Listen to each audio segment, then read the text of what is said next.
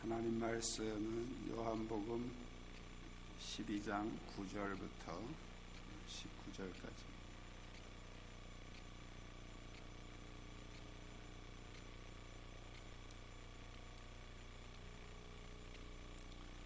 요한복음 12장 9절부터 19절까지 한 절씩 교독하겠습니다.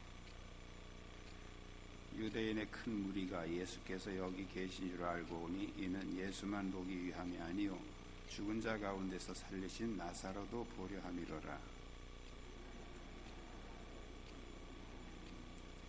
나사로 때문에 많은 유대인이 가서 예수를 믿음이로라.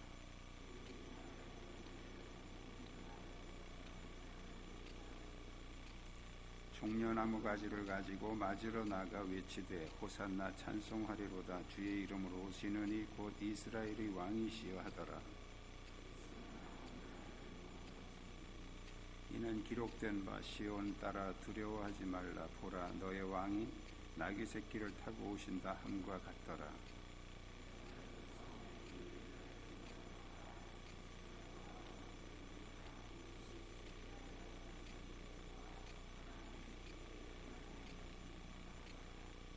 나사로를 무덤에서 불러내어 죽은 자 가운데서 살리실 때에 함께 있던 무리가 증언한지라.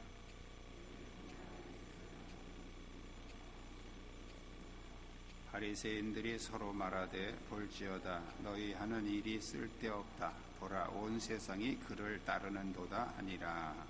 아멘. 성도님들 중에는 아마 이런 때 좀 시사 문제를 목회자가 명쾌하게 좀 다뤄줬으면 좋겠다 하는 그런 생각을 가질 수도 있습니다. 근데 제가 목회를 하면서 보니까 시사 문제를 잘못 얘기하면 좋아하는 사람도 있지만 또 아주 예민한 분들이 있어서 가능한 저는 시사 문제에 대해서는 제가 조금 이렇게 일부러 얘기를 잘 안 하려고 합니다. 뉴스 또 인터넷 여러분 요새 카톡 이런 걸로 해서 계속 그 얘기가 들려오는데 제가 강단에서까지 코로나 얘기를 하면 질릴 것 같아요. 그래서 이럴 때일수록 더 그냥 우리는 원색적인 말씀으로 돌아가자 이렇게 생각을 하고 오늘도 원색적인 복음으로 우리가 함께 얘기를 하려고 합니다. 우리가 어떤 사건을 판결하는 데 있어서 가장 결정적인 것은 물적 증거라고 합니다. 물적 증거, 보여지는 증거죠. 우리가 그 법정에서는 아무리 심증이 있어도 이 물적 증거가 없으면 해결하기 어렵습니다. 우리의 신앙에도 많은 문제들이 이 어떤 영적인 증거가 없으면 풀어가기 어려운 문제들이 있습니다. 많은 사람들이 왜 이단에 자꾸 빠져들어가느냐?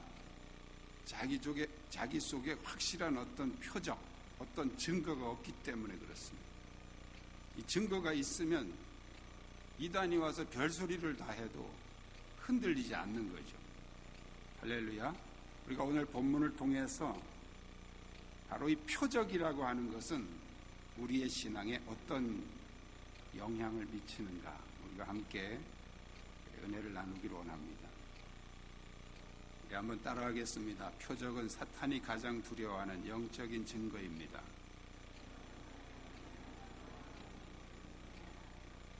이 사탄은 표적을 가지고 있는 성도를 두려워합니다. 그래서 그 표적을 없애려고 몸부림을 치죠. 때로는 우리에게 하나님이 표적을 보여주셔도 사탄은 그 표적을 볼 수 없도록 어떤 합리적인 사고로 우리의 눈을 가리기도 합니다. 예수님께서 이 나사로를 살리신 이 표적은 바로 예수님을 싫어하는 이 제사장들과 바리새인들에게는 엄청난 방해였어요. 이것 때문에 골치가 아파진 거죠. 그들의 입장에서는. 이 나사로가 살아났다는 사실이, 예수님께서 나사로를 살리셨다는 사실이 입소문을 통해서 막 퍼져나갑니다. 그러니까 제사장들과 바리새인들은 오늘 본문에 보면 마침내 나사로까지 죽이기로 결의를 합니다. 왜 나사로를 죽이려고 합니까? 그 이유는 바로 나사로가 예수님이 죽은 나사로를 살리셨다고 하는 표적이기 때문에 그렇습니다. 이 표적 때문에 자기들이 어떤 할 일을 하지 못하겠다는 거예요. 이 표적을 없애버려야 된다는 거죠. 표적은 사탄이 가장 두려워하는 영적인 증거입니다. 오늘도 사탄은 이 표적을 갖지 못하게 하려고 온갖 방해를 하고, 또 이미 표적을 경험한 사람도 자꾸 이 표적을 빼앗으려고 몸부림칩니다. 여러분이 믿음의 승리자가 되기를 원한다면 개인적으로 하나님의 표적을 경험하시기를 축복합니다. 하나님의 표적이 있어요. 믿음의 표적이 있어야 된다. 이게 없으니까 자꾸 이단에게 쏠리고 이단에게 넘어가는 것입니다. 표적은 사탄이 가장 두려워하는 영적인 증거입니다. 이 증거를 소유하시기를 축복합니다. 두 번째는 따라합니다. 표적은 예수님이 왕 되시는 가장 확실한 증거입니다.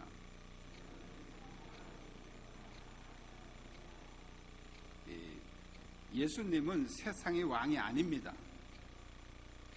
세상의 왕은 말을 타고 등장을 합니다. 이 말은 권력과 정복의 상징이죠. 그런데 예수님은 나귀 새끼를 타고 입성하셨습니다. 이 나귀는 겸손과 평화의 상징입니다. 이것이 세상의 왕과 다르다는 것을 보여주고 있는 것입니다. 다른 복음서에 보면 사람이 한 번도 타지 않은 어린 나귀라고 기록하고 있습니다. 그렇다면 이 예수님을 태운 나귀는 처음으로 사람을 태우는 나귀예요. 우리가 동물들을 길들여 보신 분들은 아시겠지만 이 동물들이 처음에 어떤 사람의 그 통제를 받을 때 굉장히 많이 반항을 합니다. 옛날에 그 소로 밭 깔던 시대에 저희 집에서 처음으로 이 소를 멍에를 메어서 밭 가는 훈련을 시키는데 정말 몸부림치면서 빠져나가 보려고 이 멍에를 벗어보려고 뭐 입에 거품을 무고 뭐 난리 그런 난리가 없습니다. 그런데 계속해서 이 주인이 이 콧뚜레를 고삐를 잡고 계속해서 이렇게 훈련을 시켜서 결국은 나중에 이렇게 밭을 갈 수 있는 소가 됩니다. 이 사람이 타는 말이나 이 동물들도 마찬가지입니다. 처음에 탈 때는 많이 반항합니다. 어떻게 이거 떨쳐버리려고. 예수님이 타신 이 나귀는 처음으로 사람을 태운 나귀예요. 그런데 반항하지 않았죠. 예수님이니까. 그렇지만 얼마나 이 나귀가, 어린 나귀가 예수님을 태우고 갈 때 그 걸음걸이가 어설프고 서투르고 그런 약한 모습 우리가 상상할 수 있죠. 이것은 어쩌면 사람들이 볼 때는 정말 우스꽝스러운 모습이에요. 사람들에게 비웃음을 살 수도 있는 그런 모습이죠. 그런데 어째서 사람들은 예수님을 환호하면서 이 왕에게 돌리는 만세를 불렀을까요? 그 나귀의 모습을 본 것이 아니죠. 예수님을 본 것입니다. 근데 오늘 성경에 보면 무리가 이렇게 할 수밖에 없었던 이유는 바로 나사로를 살리신 예수님의 표적 때문입니다. 17절에 보면 나사로를 무덤에서 불러내어 죽은 자 가운데서 살리실 때에 함께 있던 무리가 증언한지라. 이에 무리가 예수를 맞으면 이 표적 행하심을 들었음이로라. 나사로를 살리신 그 예수님의 표적, 그것을 사람들이 증언했고 그것 때문에 그들은 예수님을 호산나 찬송하리로다, 주의 이름으로 오시느니 곧 이스라엘의 왕이시여 라고 예수님을 왕으로 영접했다는 거예요. 오늘 그 12절에 보면요, 그 이튿날에 이렇게 나옵니다. 그 이튿날. 성경에서 어떤 이런 시간을 표현할 때는 앞에 있는 내용과 관련이 있음을 표현하는 거죠. 그럼 그라고 하는 그것은 바로 앞에 나오는 제사장들이 나사로까지 죽이려고 모했던 그 사건을 지금 연관짓고 있는 거죠. 자, 한쪽에서는 예수님을 죽여버려야 되는데 방해가 되는 게 뭐가 방해되냐면 나사로가 예수님이 살리신 그 표적이 되기 때문에 이 나사로도 죽여야 된다는 그런 모의를 하고 있는데, 한쪽에서는 예수님을 왕이라고 찬양하고 환영하고 있는 이 대조적인 모습을 지금 이 사도 요한이 복음서를 통해서 기록하고 있는 거죠. 결국 뭐냐 하면 이 표적 때문에, 나사로를 살리신 표적 때문에 한쪽에서는 나사로를 죽이려고 했고, 한쪽에서는 그 표적 때문에 예수님을 왕으로 영접했다는 거예요. 마귀는 증거인멸을 하려고 나사로를 없애려고 했고, 그러나 그 증거 때문에, 그 증거가 바로 예수님이 왕 되심을 드러내는 표적이 되었다는 것입니다. 세상의 왕은 외모는 그럴듯하지만 아무 능력이 없습니다. 그러나 예수님은 외모는 볼품이 없고 사람들에게 초라해 보이는 그런 모습이지만 바로 생명을 살리는 능력의 주님이신 줄로 믿습니다. 이 확실한 표적을 본 사람들은 예수님을 왕으로 인정하고 찬양하고 그에게 영광을 돌렸다는 거예요. 당시 제사장들이나 바리새인들은 나사로를 살린 사건을 그들도 보았습니다. 그들도 알았습니다. 들었습니다. 그런데 왜 그들이 예수를 죽이려고 나사로까지 죽이려 했을까요? 그들은 기적은 보았지만 표적을 보지 못했기 때문입니다.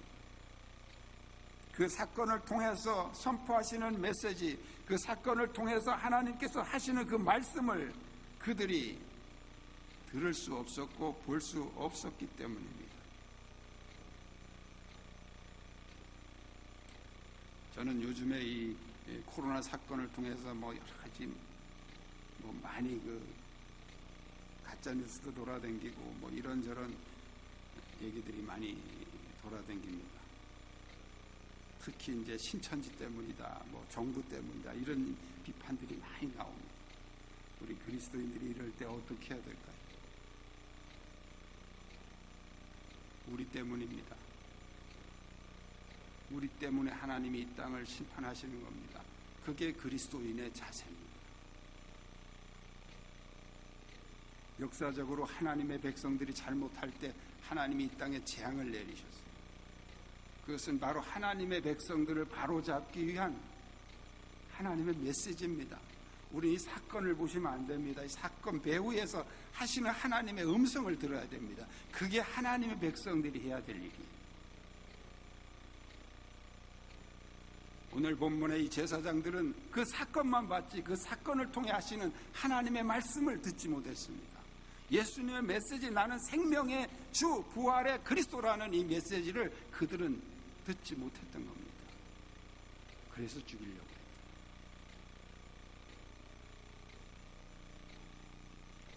그 사건을 통해서 선포하시는 하나님의 메시지를 보지 못하면 그것은 그냥 기적일 뿐이지 표적이 되지 않습니다. 이 표적을 경험하지 못하면 예수님이 왕이라고 하는 사실을 고백할 수 없습니다. 인정할 수가 없죠. 오늘도 예수님이 영원한 왕이 되심은 바로 표적을 경험한 성도들의 입을 통해서 증거가 되고 있다는 사실을 기억하십시오. 교회를 다녀도 이 표적을 경험하지 못하면 그는 예수님이 왕 되심을 믿지도 못할 뿐 아니라 이단들의 그런 속임수에 넘어간단 말이에요. 이 표적이 우리의 가슴에 간직될 때 우리는 왕 되신 그 주님께 대한 믿음이 흔들리지 않고 굳게 서게 될 줄로 믿습니다. 영원한 왕 되시는 예수님의 표적이 여러분의 가슴에 경험되시기를 주의 이름으로 축복합니다. 세 번째로 표적은 사탄을 이기는 영적인 능력이라는 겁니다. 오늘 19절 한번 같이 읽겠습니다. 19절 시작. 바리새인들이 서로 말하되 볼지어다 너희 하는 일이 쓸데없다. 보라 온 세상이 그를 따르는도다 하니라. 아멘. 바리새인들이 서로 말하되 서로, 그러니까 바리새인들이 다른 사람에게 한 얘기가 아니고 자기들끼리 얘기했다는 거예요. 볼지어다 너희 하는 일이 쓸데없다. 너희 하는 일이 뭘까요? 여기 바리새인들과 제사장들이 하는 이 너희 하는 일이 뭘 말하는 걸까요? 예수님을 죽이려고 하는 일, 나사로까지 죽이려고 하는 일. 10절에 보면 대제사장들이 나사로까지 죽이려고 모의하는 거죠. 나사로까지라는 말은 이 앞에 또 죽이려고 한 누가 있었단 말이에요. 그가 바로 예수라. 예수님을 죽이려고 했는데 나사로 때문에 방해가 돼서 나사로까지 예수님과 같이 죽이려고 했다는 거예요. 그래서 19절에 너희 하는 일이 쓸데없다, 이 말은 그들이 죽이려고 하는 거, 예수님을 죽이려고 하는 거, 나사로까지 죽이려고 하는 거, 그 일이 쓸데없다, 그거 필요 없다. 왜? 지금 온 세상 사람은 다 예수님을 지금 이런 상황에서 어떻게 죽이겠느냐, 그런 좀 낙담하는 얘기죠. 왜 그들이 그럴 수밖에 없었을까요? 너무나 분명한 표적이 있었기 때문입니다. 바로 죽었다가 살아난 나사로, 그 예수 그리스도의 표적이 있었기 때문입니다. 우리가 무엇으로 사탄의 세력을 이길 수 있습니까? 바로 주님께 대한 확실한 이 영적 표적이 있는 사람은 사탄이 건드릴 수가 없어요. 이 표적이 없으니까 흔들리고 여기저기 왔다 갔다 하고 쏠리고 그러는 거예요. 우리가 눈으로 보거나 또 귀로 들은 것도 꽤 오래 갑니다. 사람들 얘기를 통해서 들은 간증도 은혜도 됩니다. 그것도 또 기억에 많이 남습니다. 그런데 가장 오래 기억에 남는 것은 경험한 거예요. 경험한 예수, 경험한 은혜, 경험한 축복, 그것이 평생 우리에게 잊지 못하는 기억으로 남는 것입니다. 우리가 배운 지식 가지고도 어느 정도 버틸 수 있습니다. 그러나 이 사탄의 세력을 결정적으로 제압하고 이기는 무기는 바로 직접 경험한 예수,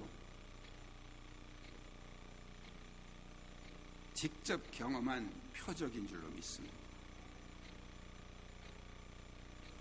우리가 이런 영적 경험을 오래도록 우리 가슴에 간직해야 되는 이유는 바로 사탄의 방해가 올 때 그 방해를 물리치는 능력의 도구가 되기 때문입니다.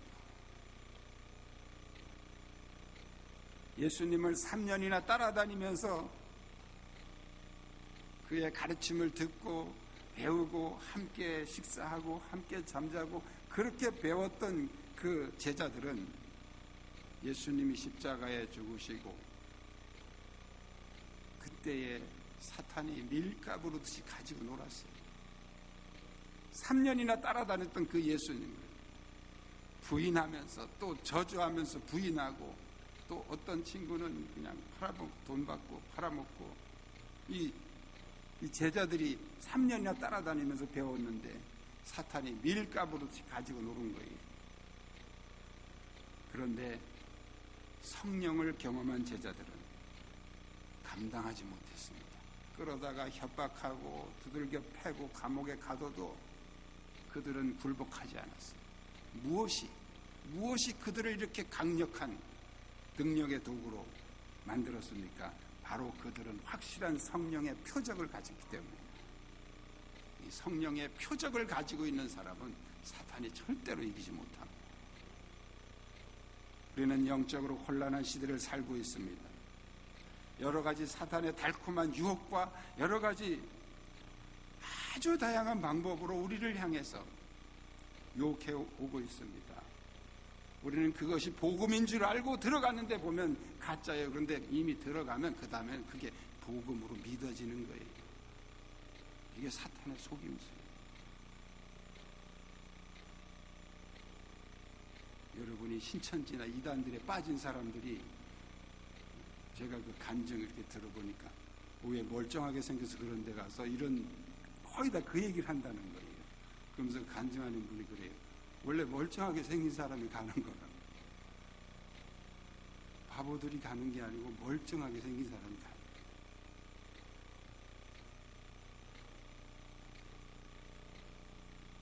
멀쩡하게 생겨서 가는 거예요. 근데 왜 멀쩡하게 생겼는데 왜 그런 데를 갑니까?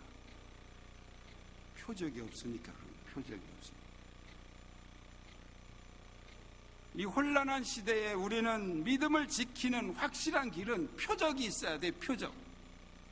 어떤 마귀의 유혹이 와도 나는 이것 때문에 예수를 믿는다, 예수님이 나의 왕이시다는 표적이 있어야 된다고요. 표적이 없으니까 이상한 소리 휩쓸리고 넘어가는 거 아닙니까? 표적의 능력을 경험하시기를 축복합니다. 이 믿음 우리 모두에게 넘치시기를 주님의 이름으로 축복합니다. 기도하겠습니다. 오늘 말씀을 우리가 기억하면서 하나님, 나에게도 표적의 능력을 경험하게 해 주옵소서. 예수님이 나의 왕되심을 확실하게 믿을 수 있는 이 영적인 표적, 성령의 표적, 이 표적을 나에게 허락하여 주시옵소서. 우리 시간 말씀 붙잡고 함께 통성으로 기도하겠습니다. 살아계신 역사하신 아버지, 이 시간에도 우리를 주의 말씀으로 인도하시니 감사합니다. 주여, 우리 안에 확실한 믿음의 표적을 주옵소서. 영적인 표적을 주시옵소서. 예수 그리스도가 나의 왕이 되시며 예수님만이 나의 영원한 구원자이시며 예수님만이 나의 부활과 생명의 주님이심을 언제든지 고백하고 사탄의 모든 세력을 이길 수 있는 영적인 능력을 허락하여 주시옵소서. 나의 영원한 생명 되시는 주님이 나의 삶 속에서 오셔서 나의 마음을 주장하시고 영원한 생명의 주님을 경험하는 표적의 능력을 허락하여 주시옵소서. 이 시간에 말씀을 들으면서 표적의 능력을 경험하기 원하시는 분들은 오른손 가슴에 얹고 기도하겠습니다. 질병으로 몸이 불편한 분들 아픈 곳에 손을 얹으시고, 또 마음이 무겁고 억눌린 분들도 가슴에 손 얹고 기도하겠습니다. 하나님 아버지, 표적의 능력을 경험하기 원합니다. 환난이나 곤고나 박해나 기근이나 적신이나 위험이나 칼이나 그 어떤 것도 우리를 하나님의 사랑에서 끊을 수 없는 확실한 표적을 경험하기 원합니다. 나사로를 통해서 부활과 영생의 주님 되시는 표적을 보여주신 것처럼 부활의 주님을 경험하고 그 표적으로 모든 마귀의 유혹을 물리치며 믿음으로 승리할 수 있는 능력과 은혜를 주시옵소서. 질병으로 고통받는 이들에게 주님의 능력으로 치유하시고, 질병의 고통 가운데서도 십자가에서 죽으시고 부활하신 주님을 바라보며 믿음으로 극복하게 하시며 주님의 능력을 평생 증거하는 표적이 되게 하여 주옵소서. 이들의 가정에 역사하는 질병과 고통과 어둠의 세력은 예수의 이름으로 떠나갈지어다. 마음이 억눌려 있는 이들에게 하늘의 평강을 주옵소서. 모든 어둠의 세력이 부활하신 생명의 주 예수 그리스도의 이름으로 떠나가게 하시고 영광의 빛으로 충만하게 하여 주옵소서. 예수 그리스도의 이름으로 기도드리옵나이다. 아멘.